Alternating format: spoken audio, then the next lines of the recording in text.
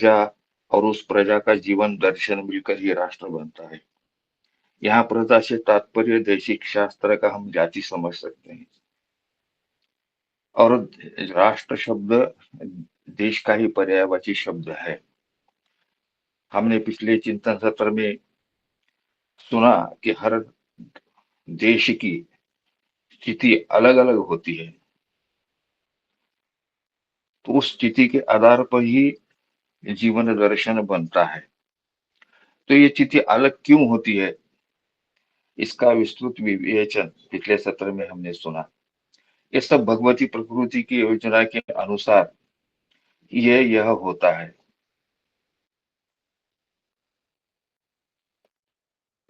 पुरुष और प्रकृति, प्रकृति यानी पंचमहाभूत और 3 गुण सत्व रज तम, इसका जो संयोजन होता है उसी के आधार पर उस भूमि पर अलग अलग व्यक्ति की स्वभाव बनते हैं, उसी के अनुसार स्थिति अलग अलग होती है। ये हमने देखा। और इस स्थिति का भी उदय और अवपात भी होता है, ये हमने देखा। स्थिति जब कभी क्षीण हो जाती है तो धीरे धीरे उस देश का पतन होना प्रारंभ होता है। लेकिन जब स्थिति फिर से एक बार ऊर्जा ग्रहण कर लेती है तो फिर उस देश का उत्थान प्रारंभ होता है। अगर किसी देश की स्थिति पर अन्य जीवन दर्शन का प्रभाव होने लगता है, उसको स्वीकार भी कर लेता है, तो वो स्थिति उस देश की गतप्राण हो जाती है। उसके उदाहरण भी हमें मिलते हैं। उदाहरण के तौर पर यूनान, मिस्र, रोमा सब बिट गए, जहां से हम कहते हैं आज देश तो है लेकिन वहां की स्थिति खत्म हो गई, इसलिए वो देश गतप्राण स्थिति हो गई। हमारे देश का भी उदाहरण हम ले तो हम कई वर्ष संघर्ष के बावजूद हमारी स्थिति क्षीण हुई है, लेकिन गतप्राण नहीं हुई है। इसीलिए अभी उत्थान की प्रक्रिया हमारे देश की चल रही है। हर देश की अलग अलग स्थिति है, उसका जीवन दर्शन है, उसी के बारे में ही हम आगे चर्चा करेंगे। मैं ताई से थोड़ा अनुरोध करूंगा कि ताई इसी विषय को आगे बढ़ाए।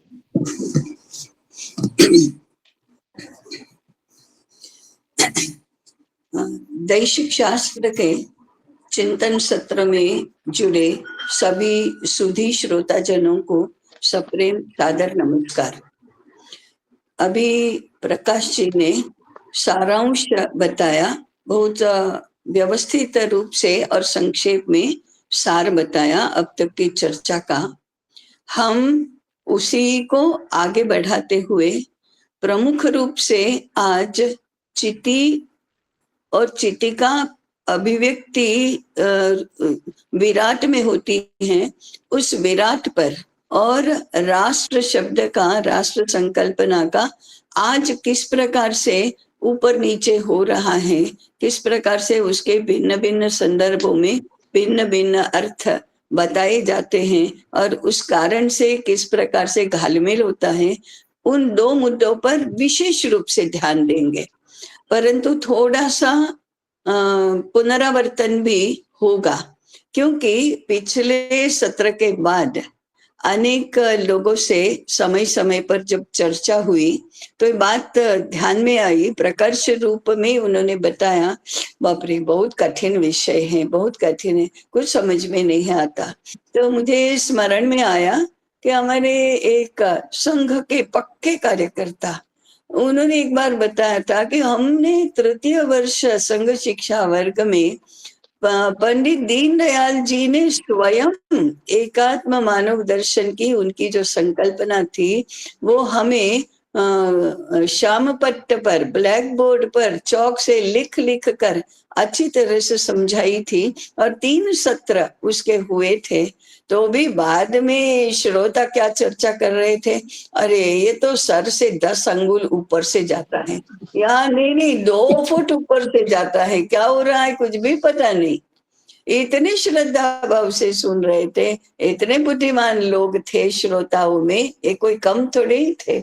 और इतने पक्के कार्यकर्ता होने के बाद भी, और दीनदयाल जी स्वयं उसको बता रहे हैं, उसके बाद भी ये विषय इतना कठिन लग रहा है, ऐसा अनुभव उन्होंने प्रस्तुत किया।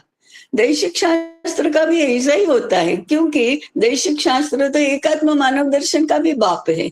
बाप एक इस रूप में मैं क्यों कह रही हूँ कि एकात्म मानव दर्शन की जो भी मूल शब्दावली है, संकल्पनाएं हैं, वो दैशिक शास्त्र से ही ली गई है, इसलिए वो तो उसका भी स्रोत है। उसके बारे में ऐसा अनुभव आना ये अस्वाभाविक नहीं है। वक्ता अच्छे हैं, श्रोता बहुत अच्छे हैं, सबकी इच्छा भी है, अनुकूलता भी है, तब भी विषय कठिन है। इसका अर्थ है कि विषय ही वास्तव में कठिन है। अब क्यों कठिन है? तो आज का जो हम जीवन देख रहे हैं, आज की जो व्यवस्था देख रहे हैं, वो इससे इतनी विपरीत है, जो अपेक्षित की गई है, जो निरूपण किया गया है, जो अर्थ समझाए गए हैं, जो संदर्भ बताए गए हैं, वो आज से इतने विपरीत हैं कि एकदम से हमारी समझ में ही नहीं आता। मैंने एकदम से हम उसको स्वीकार ही नहीं कर पाते। अब ऐसा भी नहीं है कि ये शब्द नए हैं, शब्द नहीं नए नहीं है। अब जाति शब्द वो नया नहीं है। आज तो चारों ओर विश्व भर में जाति जाति जाति जाति का भेद और जातिगत भेदभाव और जाति रूपी अनिष्ट, ऐसा पूरे विश्व में कोलाहल मचा हुआ है। तो हमारे मन में जाति शब्द से कुछ अलग ही अर्थ बैठा हुआ रहता है, हमारी बुद्धि कुछ अलग ही विषय की चर्चा करती है, और इधर तो जाति शब्द मूल आधार रूप ऐसी संकल्पना बन गया है। अब हम जाति शब्द की कितनी भी चर्चा करें, आज की जाति है या पुरानी जाति है, इसमें हमारा घालमेल हो जाता है। इसी प्रकार से देश शब्द का है, चिति और विराट, ये तो हमारे लिए बिल्कुल नए शब्द ही होंगे। चिति इतना नया है कि कितने ही लोग चिति और चित्त एक ही है ऐसा समझ लेते हैं, उनमें अलग अलग होने की संभावना ही नहीं है। ऐसे एक बार मन में स्वीकार कर लिया तो कितना भी विवेचन करो तो भी चित्त और चिति का जो घोटाला है वो तो बदलेगा नहीं। विराट भी हमको तो विराट शब्द बहुत बड़ा कुछ, इस विराट काय माने बहुत बड़ी काया वाला, इस रूप में ही हमको पता है, इसलिए हमारा विराट शब्द को लेकर भी माने ये शब्द नए नहीं है। चिति शब्द नया है, परंतु जाति, देश, विराट, राष्ट्र ये तो नए नहीं है। इस ग्रंथ में उन सब के अर्थ मूल भारतीय विचार की जो परंपरा रही है, हमारे शास्त्र ग्रंथों में जिन अर्थों में इसका निरूपण किया गया है, उन अर्थों में इसमें प्रस्तुत हुआ है। इस कारण से, वो संदर्भ भेद होने के कारण से हमें ये बहुत कठिन जाता है। इसलिए हमें पुनरावर्तन के अलावा और कोई इसका उपाय नहीं है। पुनरावर्तन करो, पुनरावर्तन करो, पुनरावर्तन करो। ये आवर्तन, ये हमारे स्तोत्रों का, सूक्तों का, मंत्रों का हम आवर्तन ही तो करते हैं हमेशा। तो आवर्तन की अपनी शक्ति होती है। इस आवर्तन के कारण से कठिन हमेशा सरल होता जाता है, अपरिचित हमेशा परिचित होता जाता है, और बुद्धि में, हृदय में, मन में, कृति में बैठता जाता है। तो ये प्रक्रिया है। आज क्या होता है, हमारी इसमें भी मनस्थिति आज के संदर्भ में बहुत अलग होती है। प्रथम भी बार सुना और समझ में नहीं आया तो हम क्या करते हैं, कुछ समझ में नहीं आता, फिर से इसकी ओर जाना नहीं।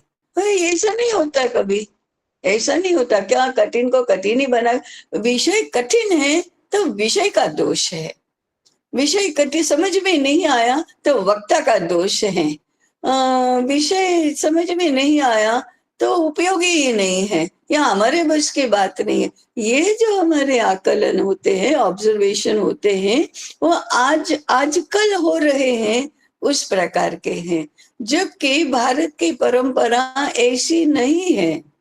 कठोर को मृदु बनाना, कठिन को सरल बनाना, अपरिचित को परिचित बनाना, बाहर है उसको अंदर का बनाना, आत्मसात करना, इस प्रक्रिया की ओर हमारी परंपरा में, हमारे पारंपरिक अध्ययन में बहुत महत्वपूर्ण माना गया है। दैशिक शास्त्र का अध्ययन भी इस पद्धति से किया तो आज प्रारंभ में अत्यंत कठिन और जटिल लगने वाला विषय हमारे लिए बहुत सरल, सुलभ ऐसा बन जाएगा। ये मुझे निवेदन, यही आग्रह पूर्वक करना था कि इस विषय की ओर हम ऐसे देखें। दूसरा, कुछ सरल एक दो चार मिनट में पुनरावर्तन करके फिर हम चिति, विराट, राष्ट्र इस ओर जाएंगे। दैशिक शास्त्र देशभक्ति का शास्त्र है। लेखक का कहना है देशभक्ति, पैट्रियोटिज्म का हमने अनुवाद किया है, बाकी हमारे यहाँ देशभक्ति शब्द नहीं है, दैशिक बुद्धि, दैशिक धर्म ऐसा ही शब्द है। परंतु आजकल देशभक्ति कहने से सबको एकदम समझ में आ जाएगा, इसलिए हम उसे देशभक्ति का शास्त्र कहते हैं। देशभक्ति हर जन्म लिए मनुष्य के लिए अनिवार्य आवश्यकता है। हर एक व्यक्ति को देशभक्त होना ही चाहिए, इसका कोई पर्याय, कोई विकल्प नहीं है। ये दूसरा महत्वपूर्ण स्टेटमेंट हुआ। अब देशभक्त कैसे हुआ जाता है? तो आजकल देशभक्त माने 15 अगस्त और 26 जनवरी को ध्वजवंदन करो, राष्ट्रभक्ति के गीत गाओ, वंदे मातरम, जनगण मन बोलो, उस दिन सारी स्पर्धाएं करो, ऐसा ये देशभक्ति नहीं है। ये हम भावनात्मक, प्रतीकात्मक देशभक्ति अब अवश्य हो सकती है। ये देशभक्ति नहीं है इसलिए देशद्रोह है, ऐसा भी नहीं है। वो देशभक्ति का बहुत प्रतीकात्मक ऐसा आचरण है, परंतु देशभक्ति कृति में आनी चाहिए, व्यवहार में आनी चाहिए, व्यवस्था में आनी चाहिए, स्वभाव में आनी चाहिए, मानस में आनी चाहिए, तभी हम देशभक्ति के धर्म का पालन कर रहे हैं ऐसा कहा जाएगा। तो ऐसा देशभक्ति का गुण कैसे आएगा? तो तीसरा स्टेटमेंट है व्यक्तिगत सुख का जाति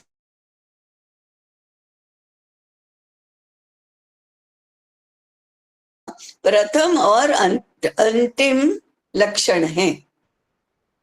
व्यक्तिगत सुख का जातिगत सुख के लिए, माने व्यक्तिगत सुख का समष्टिगत सुख के लिए त्याग करना। तो इसमें त्याग है, ओज है, विवेक है, ये गुण अपेक्षित है। और जातिगत सुख है तो फिर जाति शब्द आ ही गया। जातिगत सुख माने क्या? समष्टिगत सुख। समष्टिगत सुख माने क्या? सभी मनुष्यों का सुख, माने समाज का सुख, सृष्टि का सुख। इसके लिए व्यक्ति को अपने सुख का त्याग करना चाहिए। अब इसमें आज के संदर्भ में कठिनाई कहाँ होती है?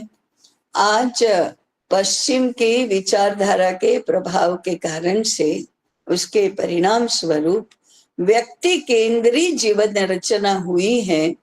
दो ही सूत्र हैं, दो का अंतर बताने के लिए।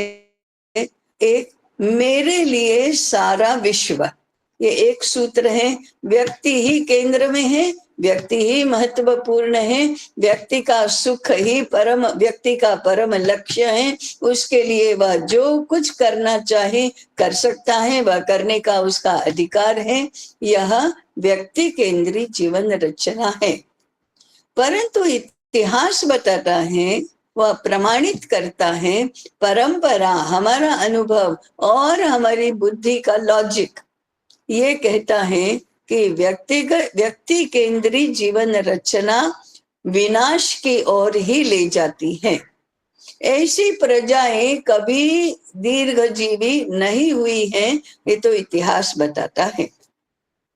परंतु जो मैं विश्व के लिए, ये दूसरा सूत्र है, उसका पूर्ण रूप से विरोधी। विश्व मेरे लिए, ये व्यक्ति केंद्रीय जीवन रचना का सूत्र हुआ। मैं विश्व के लिए, ये परमेष्टि केंद्रीय जीवन रचना का सूत्र हुआ। तो समष्टि के लिए, सृष्टि के लिए, परमात्मा प्राप्ति के लिए व्यक्तिगत सुख का त्याग करना, ये देशभक्ति है, परम देशभक्ति है। इस त्याग के अनुपात में हमारी देशभक्ति कितनी अधिक है, कितनी कम है, ये नापा जाएगा। तो ये दूसरा सूत्र हुआ। इसमें जाति शब्द आया।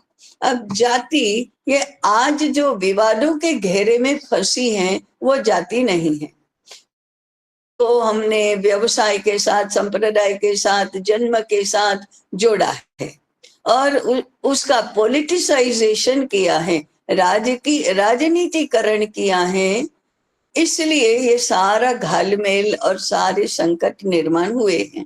परंतु दैशिक शास्त्र कहता है कि जाति ये उस देश की प्रजा है, संपूर्ण प्रजा का जो स्वभाव है, जिस कारण से उसका व्यवहार, उसका एटीट्यूड, उसका मानस, ये सब बनता है, वह एक मनुष्यों का एक समूह है जिनका ये स्वभाव एक जैसा है, वह जाति है।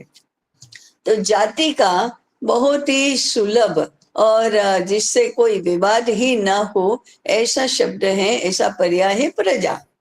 हिंदू जाति माने हिंदू प्रजा, भारतीय जाति माने भारतीय प्रजा। इसी को हिंदू प्रजा का धर्म माने हिंदू जाति का धर्म। तो जाति धर्म शब्द का प्रयोग तो भगवत गीता में भी हुआ है, परंतु जाति का अर्थ है प्रजा की प्रजा, वह हिंदू है, ये उसका नामकरण हुआ। हिंदू ये नामकरण है। भारतीय प्रजा की जाति कौन सी? तो हिंदू जाति है। प्रजा का नाम क्या है? हिंदू प्रजा है।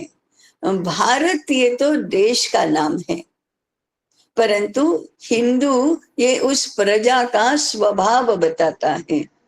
खैर, हम इसके विवाद में भी नहीं पड़ेंगे, क्योंकि दैशिक शास्त्र ग्रंथ में हिंदू ऐसा शब्द आया ही नहीं है, और हमारे प्राचीन वांग्मय में भी हिंदू ये शब्द नहीं आया है। बाद में हमारा नामकरण हिंदू ऐसा हुआ है, फिर भी हम उसको छोड़ दें और दैशिक शास्त्र के अनुसार ही चले। तो जाति माने हम प्रजा, हम लोग भारत की प्रजा हैं, तो हम भारतीय जाति हैं, ऐसा जाति शब्द से हम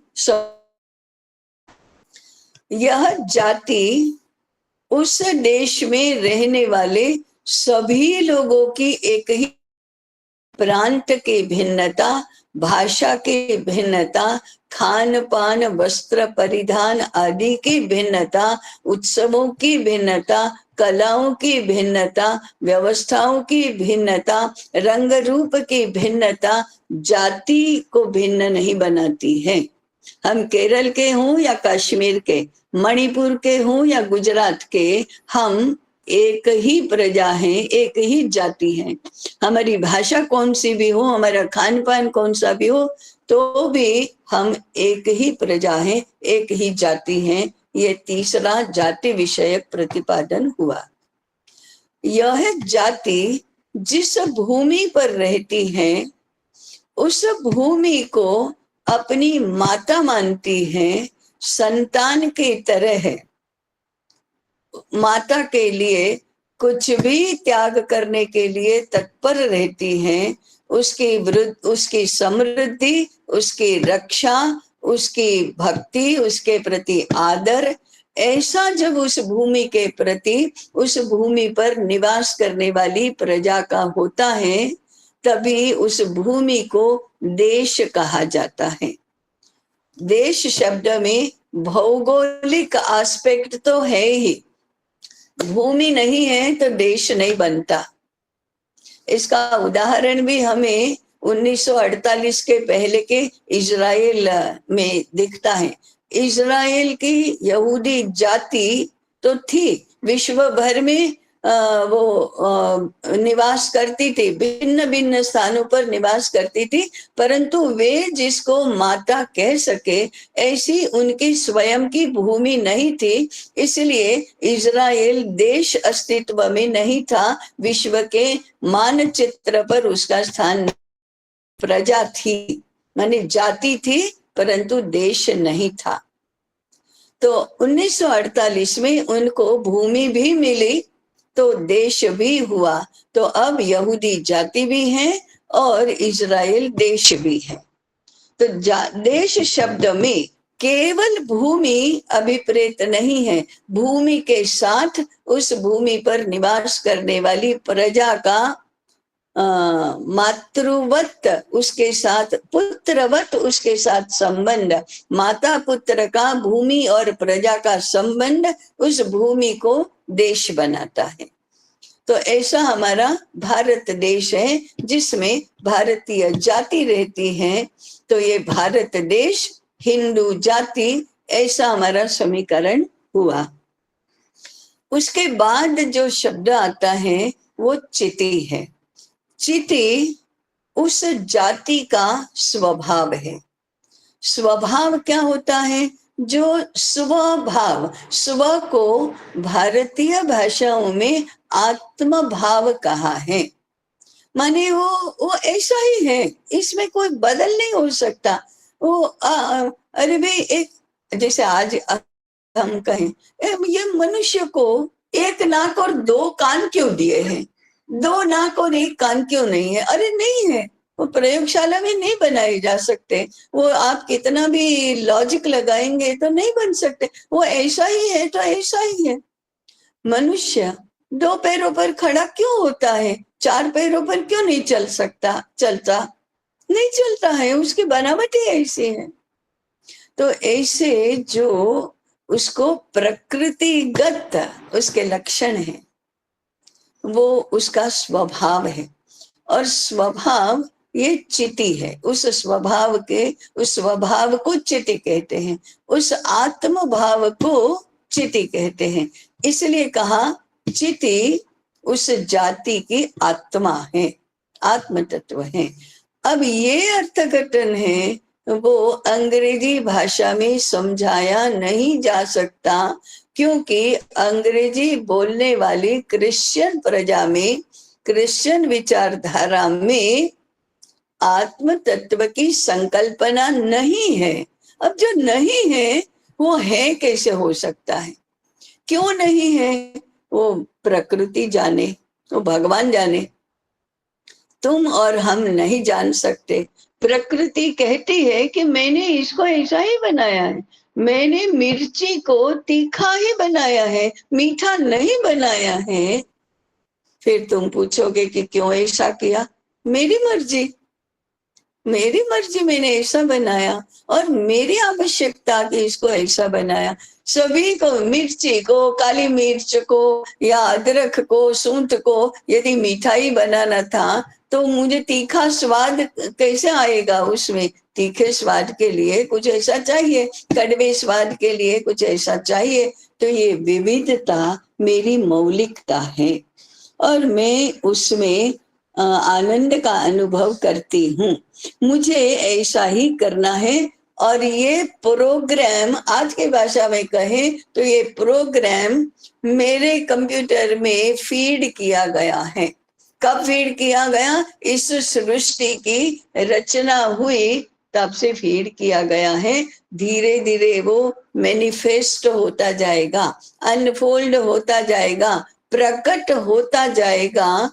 तो कुछ चीजें हरे रंग की होंगी, कुछ लाल रंग की होंगी, कोई काले रंग की होंगी, कोई तीखे स्वाद की होंगी, कोई कड़वे स्वाद की होंगी, कोई मीठे की स्वाद की होगी। अब मैंने तुम्हारे मस्तिष्क में बुद्धि भी ऐसी डाली है कि तुम मीठा और खट्टा इकट्ठा करके खट्टा मीठा स्वाद बना लो। तो तुम्हारे में भी मैंने कर्तृत्व दिया, तुम्हारे में भी मैंने कल्पना शक्ति दी कि जो एब्सोल्यूट ये सारे स्वाद निर्माण हुए हैं, तत्व निर्माण हुए हैं, उनको सम्मिलित करके तुम अपनी बुद्धि से उसमें से कुछ नया सृजन करो। ये भी मेरे प्रोग्राम में फिट है पहले से कि तुम ऐसा करोगे, ये प्रजा ऐसा ही करेगी, ऐसा ही व्यवहार करेगी, ये भी फीड किया हुआ है, इससे अलग नहीं हो सकता। आप कुछ भी करो तो भी नहीं हो सकता। तो उस जाति का ये स्वभाव है, और वह भूमि के टुकड़ों में अलग अलग अलग अलग बनता है। वो तो हम देख ही रहे हैं, जैसा भारतीय है वैसा अमेरिकन नहीं है, जैसा अमेरिकन है वैसा अफ्रीकन नहीं है, जैसा अफ्रीकन है वैसा चीनी नहीं है। ये तो हम देख भी रहे हैं। क्यों ऐसा है? तो ऐसा ही है, इसका प्रकृति कहेगी कि ऐसा ही है। वो तो ऐसा ही प्रश्न हुआ कि किसी युवा को हम पूछे, क्यों तुमने चेक्स वाला शर्ट पहना है, क्यों स्ट्राइप्स वाला नहीं पहना है? अरे मुझे आज ये पहनने की इच्छा थी। क्यों तुम्हें ऐसी इच्छा हुई? ये कोई बात हुई क्या? मुझे ऐसी ही है। क्यों तुम्हारे सारे शर्ट एक समान सफेद रंग के ही नहीं है? अरे नहीं, हमारा देखने का फिर जो तरीका होता है, हमको विविधता में सुंदरता दिखाई देती है। ये सुंदरता हमें आनंद देती है। एक रूप ही सब होंगे तो सुंदरता कहाँ रहेगी? फिर सुंदरता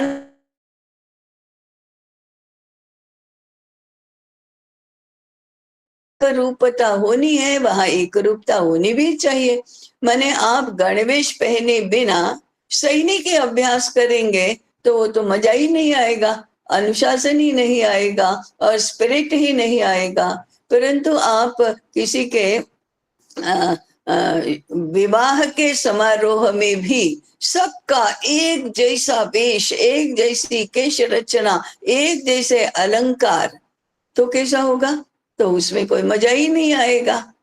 एक ईश्वर का गीत, मजा ही नहीं आएगा।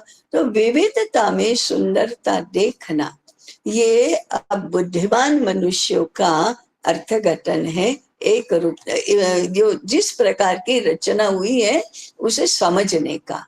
तो ये तीसरा शब्द चिति है, जो प्रजा के, समस्त प्रजा के स्वभाव के रूप में इस प्रजा के एक एक व्यक्ति के अंतःकरण में रहता है। और इसलिए दुनिया में कोई भी कहेगा हाँ ये भारत के हैं, हाँ तो फिर ऐसा ही होगा। अच्छा ये इंग्लैंड के हैं तो ऐसा ही होगा। स्वामी विवेकानंद ने कहा है कि भगवान ने हर एक प्रजा को विश्व जीवन में अपना एक एक दायित्व, अपनी एक एक भूमिका देकर भेजा है। उस हिसाब से ब्रिटेन की प्रजा है वो व्यापारी प्रजा है। तो फिर वो भारत में आए ब्रिटिश, तो क्या उद्देश्य लेकर आए? व्यापार का उद्देश्य। व्यापार का उद्देश्य माने क्या? अर्थ केंद्रीय, अर्थ का विचार। राज्य भी उनको अर्थ के लिए ही चाहिए। राज्य इसलिए नहीं चाहिए कि भले ही कितने युद्ध लड़ने पड़े, कितनी असुविधा हो, कितना प्राण संकट में आ जाए, तो भी प्रजा की रक्षा करना मेरा धर्म है। नहीं नहीं, इस भावना से नहीं आए। भारत कितना समृद्ध है, वह समृद्धि हमें चाहिए। इसलिए यदि राज्य भी हथियाने से उसमें सुविधा होगी तो राज्य भी हम ले लेंगे। इसलिए आधिपत्य जमाना है। पैसा नहीं मिलेगा, कोई गरीब देश का आधिपत्य वो नहीं जमाएंगे, उसका आधिपत्य जमा कर करेंगे क्या? कुछ मिलेगा ही नहीं। तो हर एक राष्ट्र की, जो हर एक जाति की प्रजा है, उसकी चिति अलग अलग रूप में अवस्थित रहती है, अलग अलग उसका स्वभाव होता है। अब हमें आगे जो अध्ययन करना चाहिए, चिंतन करना चाहिए ये कि हम भारतीय जाति हैं, हम भारतीय प्रजा हैं, तो हमारी चिति को पहचानना, इसको कहते हैं स्वबोध। हम कैसे हैं ये जानना, उसके लिए अध्ययन करना, उसके लिए तपश्चर्या करना, उसके लिए स्वाध्याय करना, उसके लिए जो भी करना पड़े वो करना, वो अपने आप को जानने के लिए। तो भारत की चिति क्या है ये जानना भी एक बहुत बड़ा विषय है, जो अभी हमारी चर्चा का विषय नहीं है। अभी हमारा प्रतिपादन यही है कि चिति प्रजा का स्वभाव है और प्रजा का सारा व्यवहार उस स्वभाव के अनुसार ही होता है। उस स्वभाव को जानने में सहायता करे, वो सिखाए, वही शिक्षा है। शिक्षा ही साधन है स्वबोध के लिए। और भी फिर शिक्षा के भिन्न भिन्न रूप होते हैं, परंतु स्वभाव को जानो, वो अपने आप को जानो, ये एक परम पुरुषार्थ प्रजा का रहता है। तो वो चिति को जानना, चिति हमारा आत्म तत्व, चिति हमारा स्वभाव, चिति हमारा अंतस्तत्व, चिति हर व्यक्ति के अंतस्तत्व के रूप में हृदय में रहा ही है। ये चिति के सारे लक्षण हैं। अब चिति आत्म तत्व है, तो चिति चैतन्य है, तो आत्म तत्व के बारे में तो ऐसा कहा है कि वह तो निर्गुण निराकार है। हाँ, स्वभाव है, परंतु वो कोई पदार्थ तो है नहीं, उसको हम हाथ में लेकर नहीं देख सकते, छू नहीं सकते, देख नहीं सकते, सुन नहीं सकते, अर्थात इंद्रिय गम्य तो है नहीं। वो तो प्रकट होता है व्यवहार में। तो ये चिति ये तो तत्व है, आत्म भाव है, वो प्रकट होता है अनेक पद्धति से, अनेक प्रक्रियाओं से वह मैनिफेस्ट होता है, वह प्रकट होता है। वह प्रकट कैसे होता है? तो प्रकट व्यवहार में होता है। किसी भी प्रजा का व्यवहार कैसा है? क्या अन्य लोगों के सुख में इस प्रजा को सुख का अनुभव होता है, तो वह सभी के सुख के कामना करेगा, सभी के सुख के लिए प्रयास करेगा, सभी को सुख मिले इसलिए मेरा सुख थोड़ा कम हुआ तो कोई आपत्ति नहीं है, ऐसा सोचकर अपने सुख का भी त्याग करने के लिए प्रवृत्त करेगा। उससे उस प्रजा की पहचान होती है कि ये कैसे लोग हैं। अरे, हमेशा विश्वास करने वाले लोग हैं, हमेशा धर्म से चलने वाले लोग हैं, हमेशा धर्म को सर्वोपरि मानने वाले लोग हैं, हमेशा देश के लिए हर प्रकार का त्याग करने के लिए, प्राण भी संकट में डालने के लिए तत्पर रहते हैं, ऐसे लोग हैं।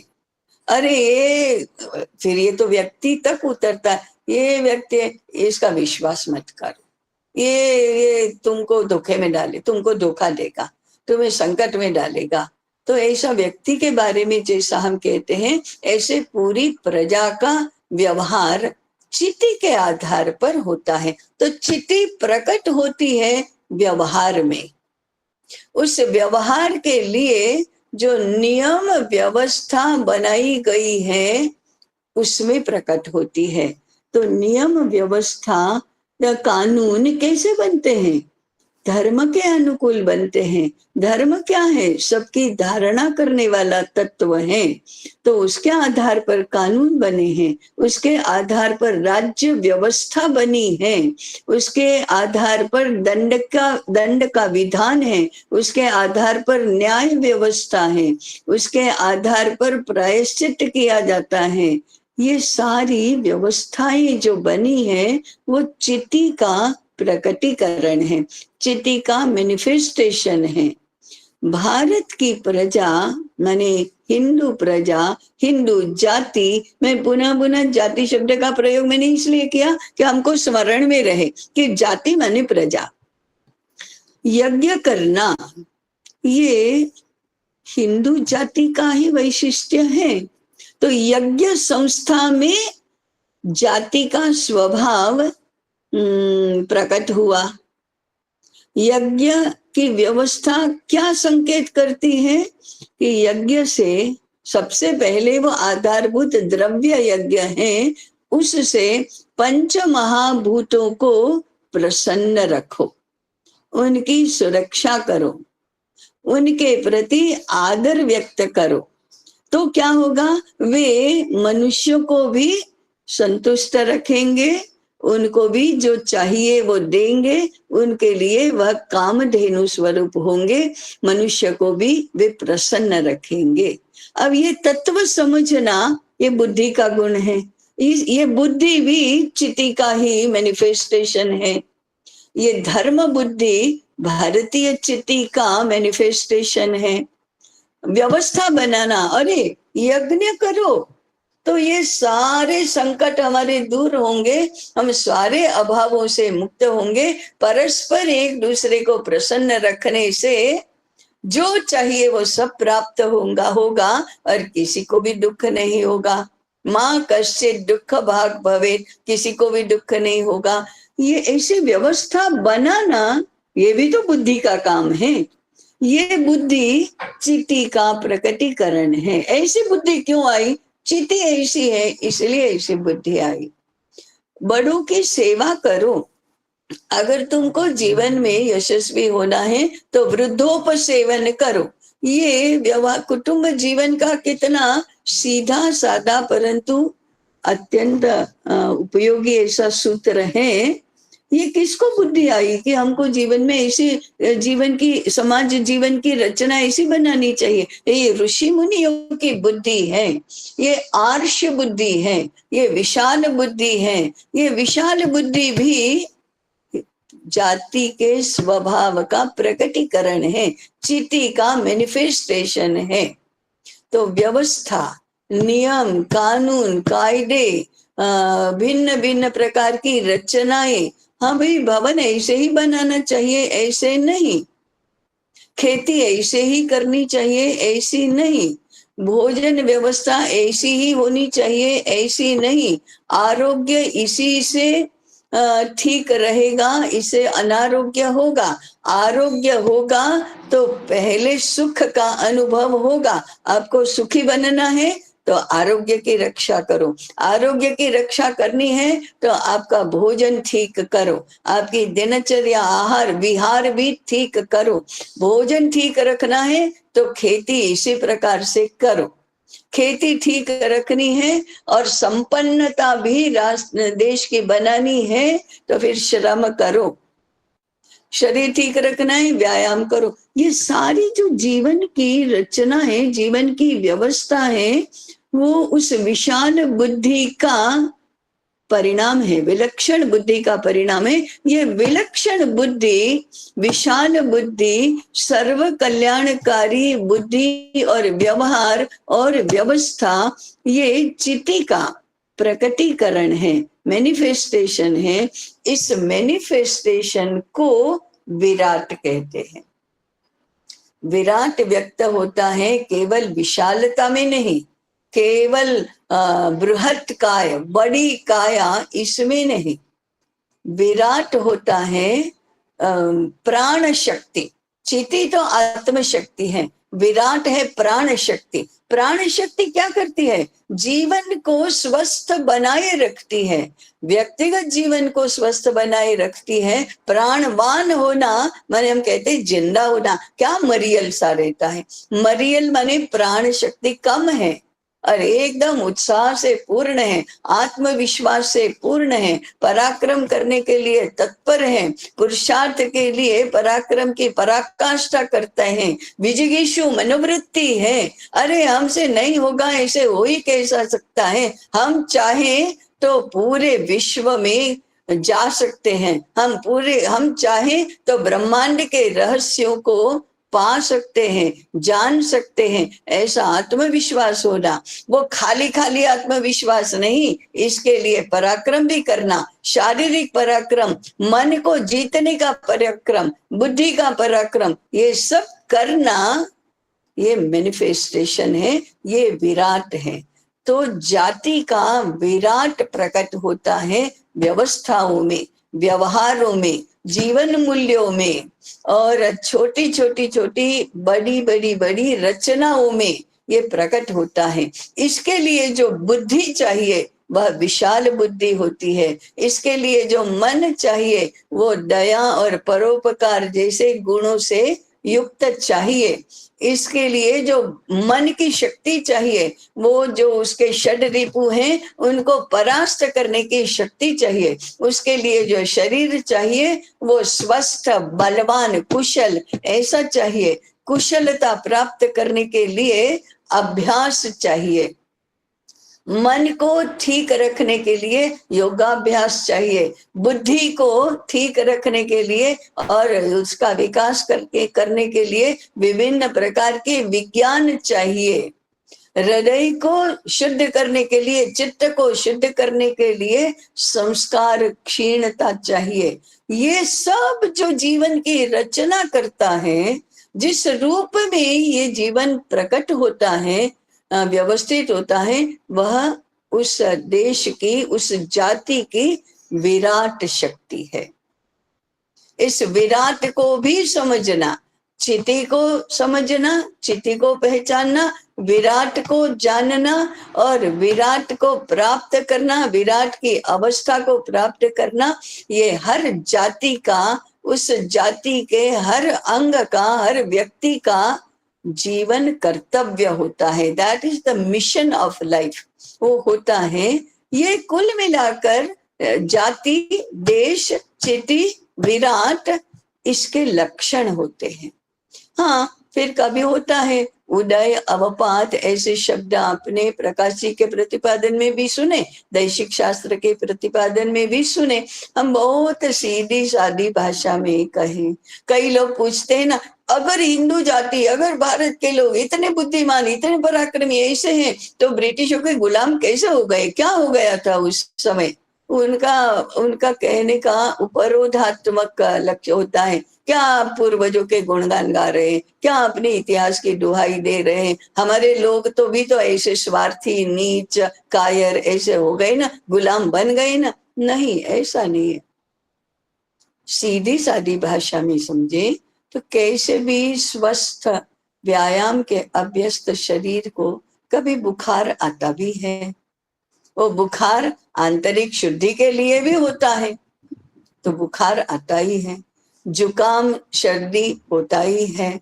कभी चलते चलते अनवधान से हो, या और दो सांड लड़ते लड़ते आ गए और धक्का लग गया तो गिर भी जाते हैं, हड्डी टूटती भी है। और जब हड्डी टूटी हुई रहती है तब कबड्डी नहीं खेली जाती या शस्त्र संचालन नहीं होता।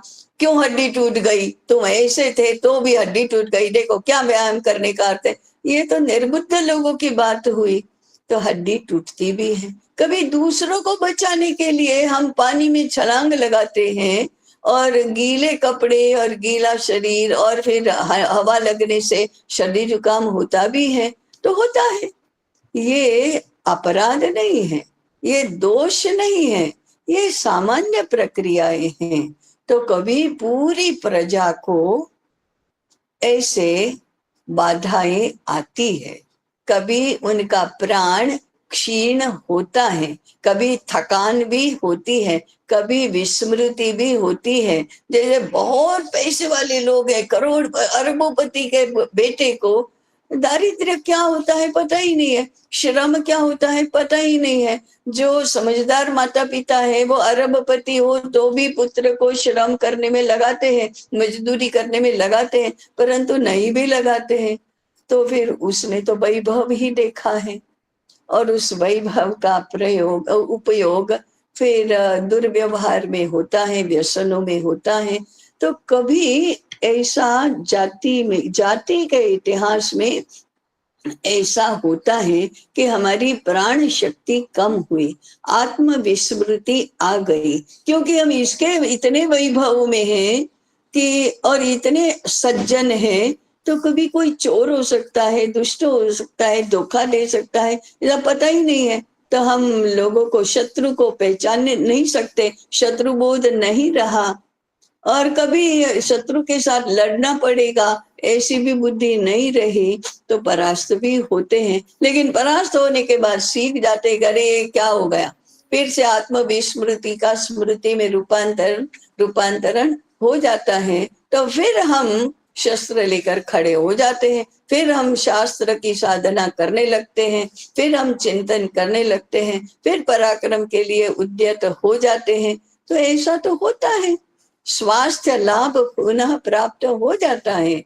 तो ऐसी जातियां हैं जिनका ऐसे बीमार होना, पुनः स्वस्थ और आरोग्य संपन्न हो जाना, पुनः पराक्रमी हो जाना, ऐसा समय समय पर होता रहता है, उसे दैवी चेती कहते हैं। और हमें तो कहने में और सुनने में प्रसन्नता होगी कि भारत की चिति दैवी चिति है। दैवी चिति की आवश्यकता प्रकृति को होती है, इसलिए प्रकृति उसे हमेशा के लिए नष्ट नहीं करने देती। हाँ, हम थोड़ा आत्मविस्मृत होकर आत्मश्लाघा में कहे, हाँ देखा हमारी कितनी गरज है प्रकृति को, हमारा कभी नाश नहीं होगा, तो फिर प्रकृति पाठ सिखाने के लिए भी कुछ करती तो है।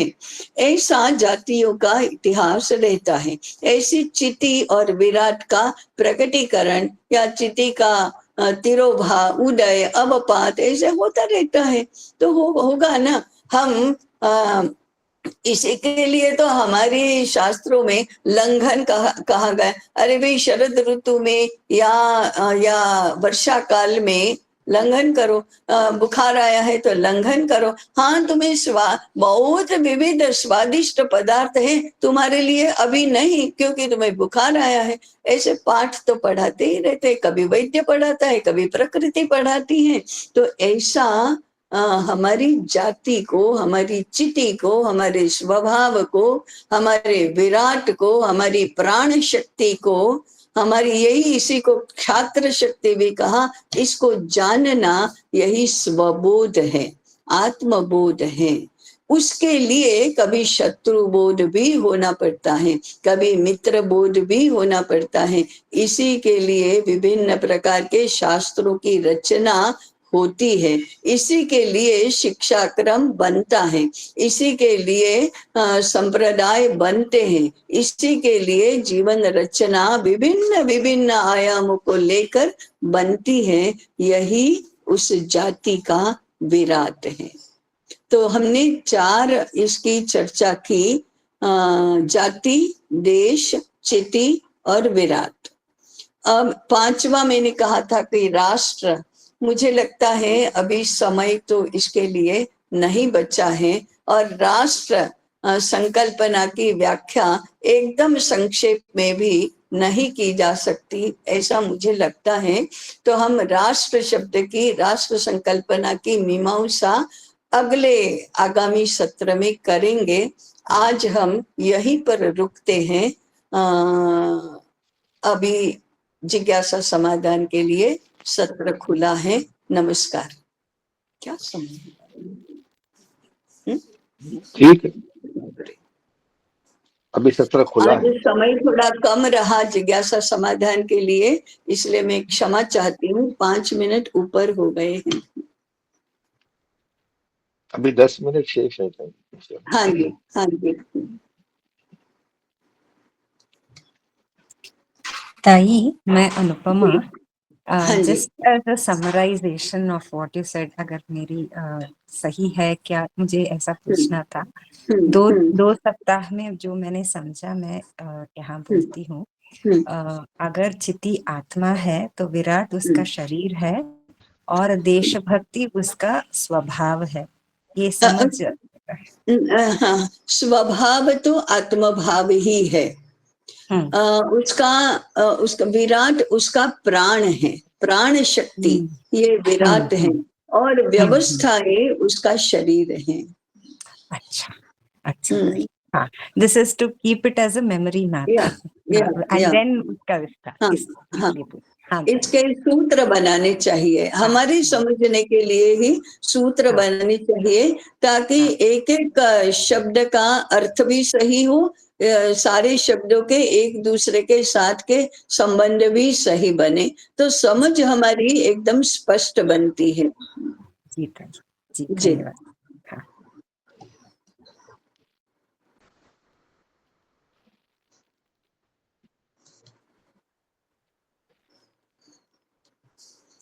ऐसा लगता है कि आज भी कठिनता तो कम नहीं हुई।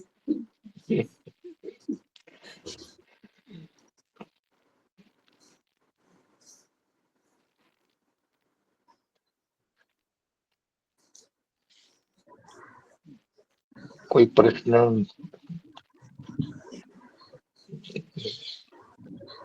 तो हमारी जो शास्त्रार्थ परंपरा है, उसके भी कुछ नियम होते हैं, कुछ पद्धति होती है। कोई भी आए, कोई भी किसी के भी साथ शास्त्रार्थ करे, ऐसा नहीं होता है। चरक संहिता में वाद, वाद माने यही जिसको सिंपोजियम कहते हैं, चर्चा सत्र कहते हैं, या शास्त्रार्थ करते हैं, वाद के विभिन्न स्तर बताए हैं। एक होता है तद तद्वित परिषद। परिषद का अर्थ सभा, चर्चा सभा, शास्त्रार्थ करने वाली सभा। तद्वित संभाषा, संभाषा ऐसा शब्द प्रयोग चरक संहिता में किया है। वो कैसा होता है कि उस शास्त्र को जानने वाले, उसका अध्ययन किए हुए लोगों की परिषद। उसमें आपको शास्त्र नहीं पढ़ना है, आपने यदि कोई नया सिद्धांत प्रतिपादन करना तय किया है, या आपने कोई रिसर्च की है, आपने कोई नया सूत्र ये लाया है, तो तद्विद संभाषा, उसी को अच्छे से अध्ययन किए हुए लोगों के सामने रखो। आपको अपने शास्त्र का प्रतिपादन नहीं करना है, अपने सिद्धांत का प्रतिपादन करना है। तो तद्विद संभाषा माने उसको जानने वाले लोगों के बीच में उसको रखो। वे इसकी परीक्षा करेंगे, इसके लिए प्रश्न पूछेंगे, और अंत में हाँ उसको नहीं नहीं स्वीकार्य नहीं है तो वो भी बताएंगे, उसका कारण भी बताएंगे। ये परस्पर आदर, परस्पर मैत्री भाव, परस्पर जानकारी के हाँ ये इतने ही विद्वान हैं, ऐसे लोगों में जो होती है वो तद्वित संभाषा होती है। वहाँ वहाँ रिसर्च को मान्यता मिलती है। हम कहते हैं ना विद्वान मान्यता, तो रिसर्च को मान्यता मिलती है। इसका इसका एक सीधा प्रमाण है, माने सीधा उदाहरण है। किसी भी को आचार्य कहलाने के लिए अपना एक नया इनोवेशन या नया विचार होना चाहिए। उस विचार को, उस संकल्पना को विद्वानों के बीच में रखना चाहिए। आपको प्रमाणित करने के लिए भी प्रस्थान त्रयी है। ये तो हम सब जानते हैं कि वेदांत मत में आपको यदि कोई भी परिभाषा, कोई भी नया सूत्र प्रतिपादित करना है, तो ब्रह्म सूत्र, उपनिषद और भगवद गीता में उसका प्रमाण मिलना चाहिए, प्रमाणित तो होना चाहिए। और उसके पूर्व आचार्यों ने, जिन्होंने पहले उस आचार्य पद प्राप्त किया है, उन्होंने इसको मान्यता देनी चाहिए। तो ये शास्त्रार्थ करने की पद्धति है।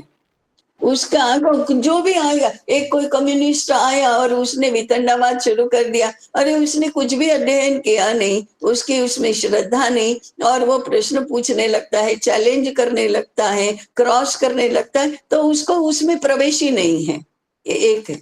दूसरी पद्धति होती है कि आपको बड़े समूह के सामने रखना है, ये सब उस विषय के ज्ञाता है, परंतु आपको प्रतिपादन करके उनका समर्थन प्राप्त करना है, शास्त्रार्थ नहीं प्राप्त करना, मान्यता प्राप्त करनी है। तीसरा होता है ऐसे लोग जो विषय जानते नहीं है, उनका प्रबोधन करना होता है, उस विषय में प्रस्तुतिकरण करना। और चौथा ऐसा भी है कि पहले से वो तय करके आए हैं कि वितंडावाद करना, कि गलत गलत प्रश्न उठाना, परेशान कर देना, वक्ता को बोलने नहीं देना, शोर करना, ऐसा भी उसको जल्प कहते हैं। ऐसा भी होता है।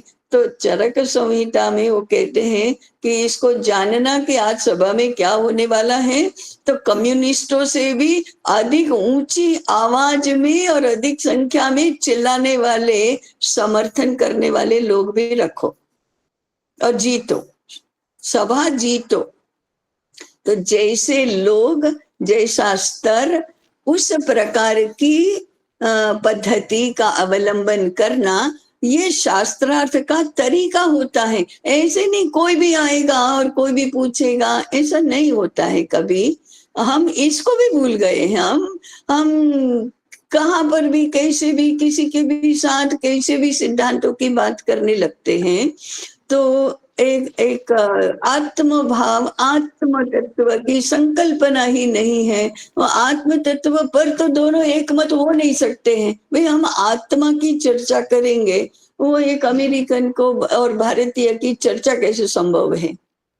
फिर हमारे लोग तो दयालु है ना, सद्गुणी है। सावरकर जी जिसको सद्गुण विकृति कहते हैं, अरे नहीं नहीं, उनको अब नहीं आती संस्कृत, तो उनको अंग्रेजी में समझाना चाहिए ना।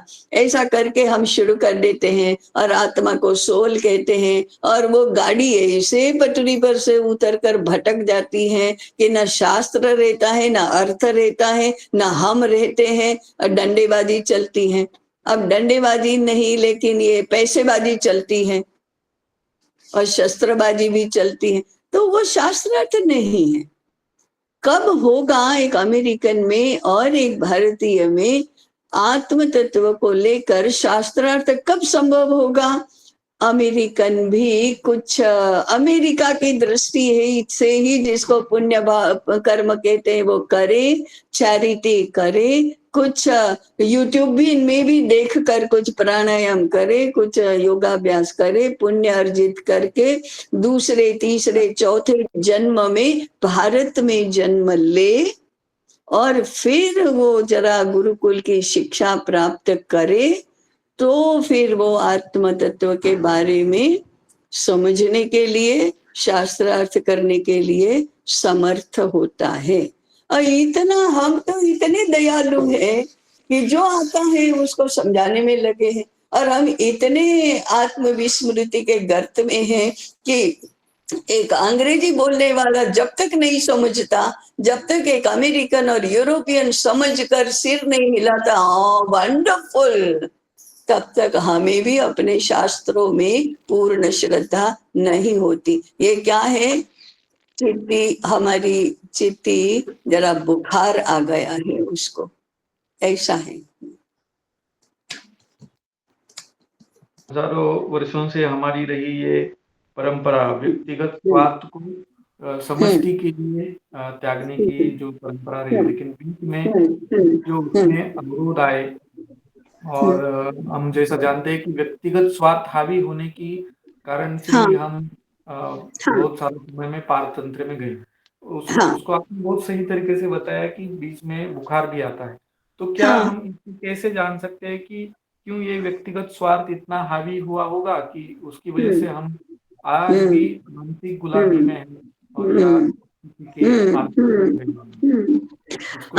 अब वो तो सरल से उदाहरण से ही समझो ना, बुखार क्यों आता है? रोज अखाड़े में जा रहे हैं, रोज सात्विक आहार ले रहे हैं, तो बुखार क्यों आ गया? अरे कभी गलती से तामसी आहार कर लिया, कभी गलती से कहीं अनारोग्यकर हवा में श्वास ले लिया, कभी गलती से कुछ नहीं करने का काम आहार विहार के क्षेत्र में कर दिया, तो बुखार आता है। कभी बहुत लोगों ने आग्रह किया, अरे बहुत जलेबी बहुत अच्छी बनी है, आप तो खाइए, और हमने भी खाई, अपचन हुआ, और फिर ऐसी बाध्यता थी कि भोजन करके तुरंत ही श्रम करने में लग गए। बेचारा पेट अनुकूल होने का बहुत प्रयास करता है तो भी अपचन हो जाता है। फिर हम सेवा के लिए भी उसकी ओर ध्यान नहीं देते, तो फिर वो और गड़बड़ होता जाता है, तो बुखार हो जाता है। और फिर बुखार है और उस समय अरे इसको तो कैसे लगेगा यदि उसके यहाँ के पकोड़े नहीं खाए, तो ऐसे करके पकोड़े भी खा लिए, तो फिर बुखार का क्या दोष है, शरीर का क्या दोष है, ऐसा हो जाता है। और फिर ऐसी अवस्था में मन भी बहुत समझाने लगता है, अरे चैरिटी करनी थी ना, दया के लिए, शरीर को कष्ट हो गया तो हो गया, तो हम आराम के समय में भी शरीर को ठीक करने की ओर ध्यान नहीं देते, ऐसा प्रमाद हो जाता है। सत्व गुणी मनुष्य में भी तमोगुण होता ही है, रजोगुण होता ही है, कोई भी एक गुण अकेला नहीं रहता। तो तमोगुण प्रमाद, आलस्य, मोह इस रूप में कभी तो प्रकट होगा ना। रजोगुण आसक्ति में और क्रियाशीलता में प्रकट तो होगा ही, लेकिन सत्वगुण अधिक रहा तो इसके ऊपर हम फिर इससे निजात पाते हैं, इससे मुक्त होते हैं। परंतु मुक्त होने के लिए जितने दिन जाएंगे उतने दिन तो जाएंगे ही जाएंगे। ऐसा तो नहीं हो सकता कि कल ही कल इसका परिणाम मिल जाए, नहीं होता ऐसा। मोह का संवरण करने में कितनी शक्ति लगती है, और स्वाद को जीतने में कितना समय लगता है, सत्व की परीक्षा हो ही जाती है। तो ऐसे हमेशा हम अपने सत्व को परीक्षा में ही बिठाने के लिए तत्पर भी नहीं रहते ना, बेचारा थक भी जाता है। तो ये सब स्वाभाविक है। इससे हम क्या होता है, आत्मवंचना, अपने आप को दोष देना, ये प्रवृत्ति हमारी बहुत अधिक बढ़ गई है। या तो अपने आप को दोष देना, या अपने आप का कोई दोष देखना ही नहीं और माफ ही करते रहना और दूसरों पर डालते रहना, ये भी प्रजा की प्रवृत्ति बन जाती है। क्योंकि न घर में न विद्यालय में ऐसी शिक्षा और संस्कार मिलते। जी, तो हमारी प्रजा के व्यवहार को और इतिहास को जरा थोड़ा व्यापक दृष्टि से देखना चाहिए। रसिक भाई, पूछना है आपको? जी जी जी, हाँ ताई से नमस्कार। मैंने पूछा, आत्मबोध चिति को भारतीय जाति में जागृत करने के लिए हमें क्या क्या त्वरित करना चाहिए? और ये मन में हाँ, वह एक ही उपाय है, अथक परिश्रम पुनरुत्थान विद्यापीठ का काम करो। और इसका कोई दूसरा विकल्प नहीं है, और इससे सरल और कोई उपाय नहीं है। जी भाई, हुई है। तभी समय भी हुआ है, किसी का भी